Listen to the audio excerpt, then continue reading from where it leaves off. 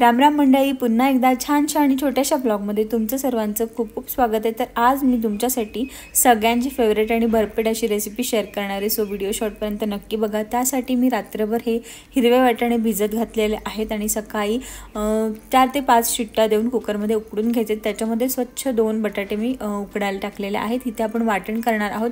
त्यासाठी आहे अद्रक, लसूण, मिरची, कोथिंबीर आणि जिरं आणि छानपैकी थोडंसं पाणी टाकून आपल्याला हे वाटण करून घ्यायचं। आणि आजच्या रेसिपीसाठी हे वाटण खूप महत्त्वाचे, कारण ह्याच्यामुळेच आपल्या आजच्या रेसिपीला खूप छान टेस्ट येणार आहे। त्यानंतर आपल्याला लागणार आहे एक मोठा आकाराचा कांदा आणि तो छानपैकी आपल्याला बारीक चिरून घ्यायचा। अदरवाइज तुम्ही चॉपरमध्ये चॉप करून घेऊ शकता आणि एकदम बारीक करायचा।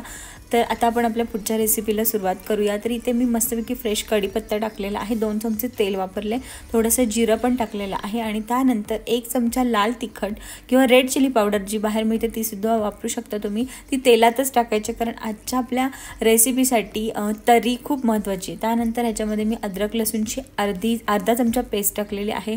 बारीक चिरलेला जो कांदा आहे त्याच्यामधले 2 चमचे फक्त बारीक चिरलेला कांदा मी ठेवला आणि बाकीचा सगळा मी मस्तपैकी फोडणीमध्ये टाकलेला आहे। कांदा छानपैकी मऊ होऊन द्यायचा आपल्याला आणि शक्यतो बारीक चिरलेलाच कांदा, खूप बारीक चिरलेलाच कांदा वापरायचा आहे, ग्राइंड करायचं नाही आहे, पण एकदम बारीक चिरलेलाच कांदा आपल्याला आजच्या रेसिपीसाठी लागणार आहे।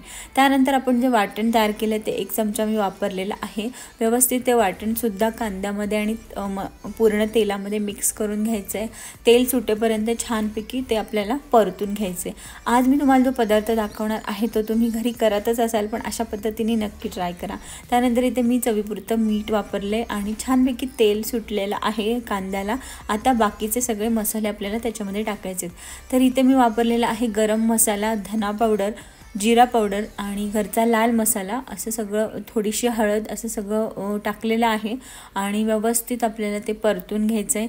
परतून झाल्यानंतर थोडंसं तेल सुटल्यानंतर आपल्याला त्याच्यामध्ये उकडून घेतलेले जे वाटाणे आहेत ते टाकायचे आणि त्यातलं पाणीसुद्धा त्याच्यामध्येच टाकायचे। वरून मी थोडंसं पाणीसुद्धा ह्याच्यामध्ये वापरलेलं आहे, कारण रस्सा आपल्याला हवा आहे। तर इथे छानपैकी मी त्याच कुकरमध्ये थोडंसं पाणी टाकून मिक्स करून व्यवस्थित त्यात टाकून घेतलं।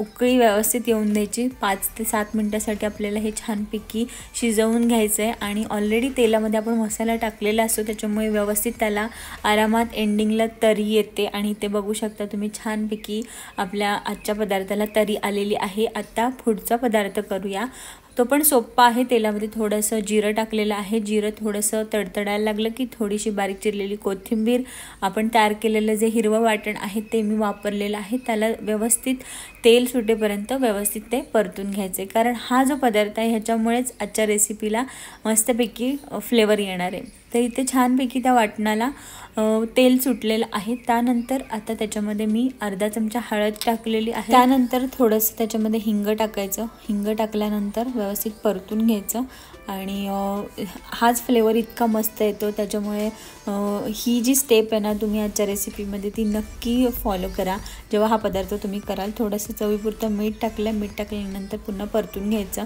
आणि आपल्याला त्याच्यामध्ये आपण जे उकडून घेतलेले 2 बटाटे आहेत ते छानपैकी स्मॅश करून टाकायचे आहेत। ते स्मॅश करून व्यवस्थित ते परतून घ्यायचे। ऑलरेडी आपण सगळं टाकलेलं आहे। खूप सारी बारीक चिरलेली कोथिंबीर टाका। हा जो आजचा जो पदार्थ आहे किंवा ही जी प्रोसेस आहे ही आमच्या हॉटेलमध्ये होते, अशा पद्धतीने हा पदार्थ केला जातो आणि लोक खूप आवडीने खातात, म्हणून मी तुमच्यासोबत आज ही जी पद्धत आहे ही शेअर करते। कारण आजचा जो पदार्थ आहे हा सगळ्यांच्या घरात कधी ना कधी झालाच असेल किंवा करतच असतील, मला पूर्ण खात्री आहे। पण तुम्ही अशा पद्धतीने हा पदार्थ करून बघा, मला पूर्ण खात्री आहे की तुम्ही जर ह्या पद्धतीने हा पदार्थ घरी केलात ना तर पुन्हा पुन्हा कराल, कारण इतका छान होतो आणि व्यवस्थित मस्त पुरेल अशी ही आजची रेसिपी आहे। तर इथे आपली ही जी बटाट्याची भाजी आहे ही मस्तपैकी तयार झालेली आहे। थोडीशी 2 मिनिटासाठी फक्त आपल्याला ती शिजवून घ्यायची, कारण ऑलरेडी बटाटा शिजलेला आहे। इथे तुम्ही बघू शकता आपला जो वाटाण्याचा रस्सा आहे त्याला छानपैकी तरी आलेली आहे आणि फ्लेवरसुद्धा छान येतो, कारण आपण ते हिरवं वाटण ह्याच्यासाठी वापरले। तर आता आपण मस्तपैकी जी प्लेट आहे ती मस्तपैकी सजवूया। थोडीशी पसरट मी इथे प्लेट घेतलेली आहे स्टीलची, त्याच्यामध्ये मी 1.5 चमचा वापरलेला आहे बटाट्याची भाजी आणि ती बटाट्याची भाजी आहे त्याच्यावरती आपल्याला थोडा वाटाण्याचा रस्सा टाकायचा आहे, थोडेसे वाटाणे आणि खूप सारा रस्सा टाकायचा आणि त्यानंतर त्याच्यावरती तरी टाकायला बिलकुल विसरायचं नाही आहे, कारण तेच मेन आहे। त्यानंतर मी थोडासा कांदा टाकलेला आहे। कांदा टाकल्यानंतर आपल्याला त्याच्यामध्ये टाकायचं आहे फरसाण, खूप सारं फरसाण त्याच्यामध्ये टाकायचं आहे। फरसाण टाकल्यानंतर थोडासा रस्सा पुन्हा टाकू शकता, कारण ते व्यवस्थित फरसाण आहे ते मिक्स होतं। त्यानंतर टाकायचे पापडी। तर हॉटेलमध्ये आमच्या ही जी पापडी आहे त्याच्यामुळे सुद्धा हा पदार्थ खूप जास्त फेमस आहे आणि खायला सुद्धा छान लागतो। तर ही पापडी त्याच्यावरती व्यवस्थित मस्त टाकून घ्यायचे, थोडीशी कोथिंबीर टाकायची आणि मस्तपैकी कांदा, त्यानंतर थोडीशी कोथिंबीर आणि मस्तपैकी एक लिंबाची फोड आणि पाव किंवा चपाती किंवा ब्रेडसोबत तुम्ही हा पदार्थ खाऊ शकता। तर अशा पद्धतीने आमच्या हॉटेलमध्ये म्हणजे हा पदार्थ तयार होतो आणि लोकांना खूप आवडतो। तर तुम्ही सुद्धा अशा पद्धतीने मिसळ ट्राय करा, वाटाण्याची मिसळ खूप छान होते। तर आजचा पदार्थ तुम्हाला कसा वाटला मला कमेंट करून नक्की सांगा आणि व्हिडिओ आवडला असेल तर लाईक करा, शेअर करा आणि नवीन असाल तर आपलं चॅनल नक्की सबस्क्राईब करा।